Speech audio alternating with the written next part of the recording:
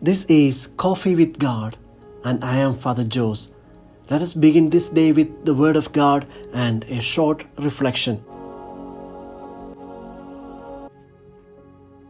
A reading from the Holy Gospel according to Mark, chapter 8, verses 14 to 21.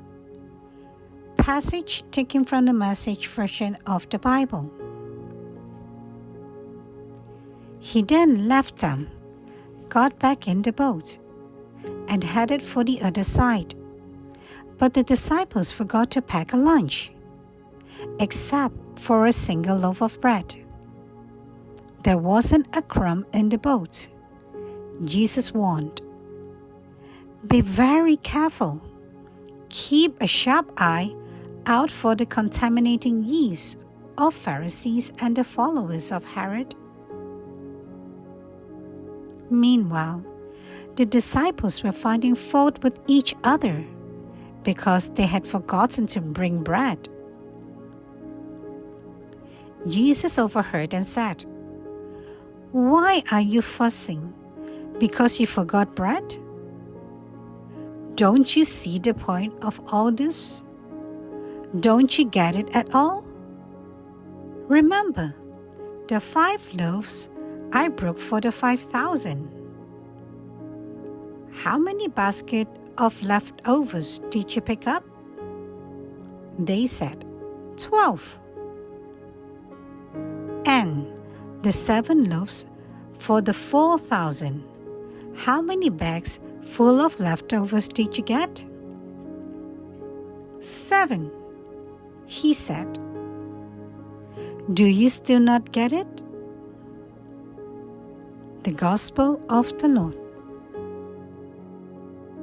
Reflections on the Gospel according to St. Mark, chapter 8, verses 14 to 21. Today's Gospel warns against the yeast of the Pharisees and Herodians. Mark was writing his text of the Gospel for the Catechumens in Rome. He wanted to communicate a specific message to those receiving baptism and coming into faith.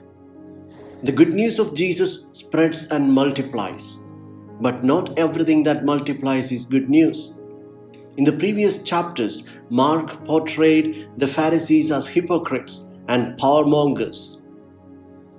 In every miracle story of Jesus, there were opposing voices from the religious leaders.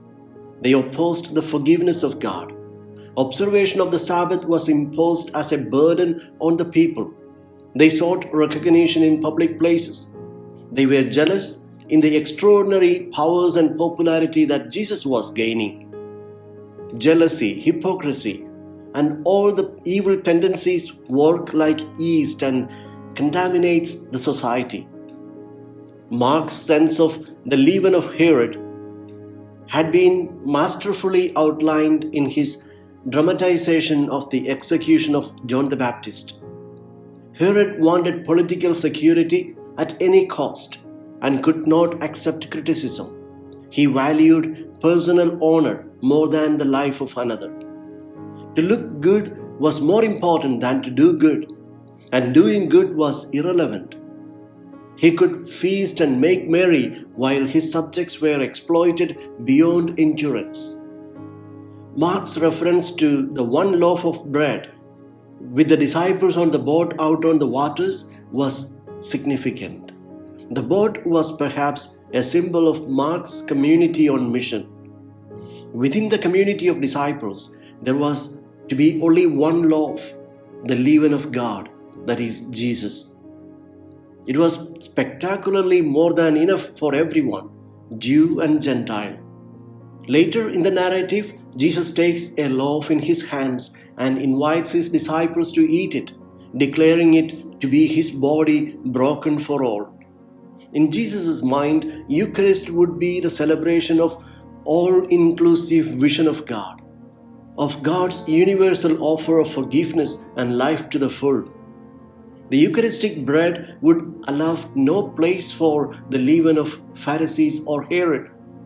The pandemic in the past year had forced the closure of churches, depriving the faithful of access to the sacraments.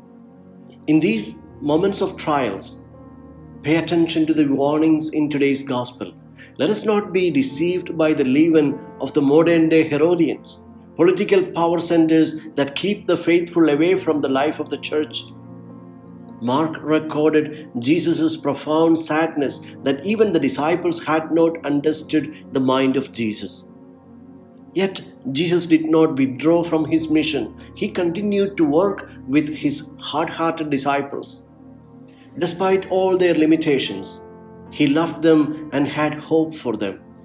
Let us be united around the life-giving Word and the bread on board, the Word of God and the Eucharist in the Church.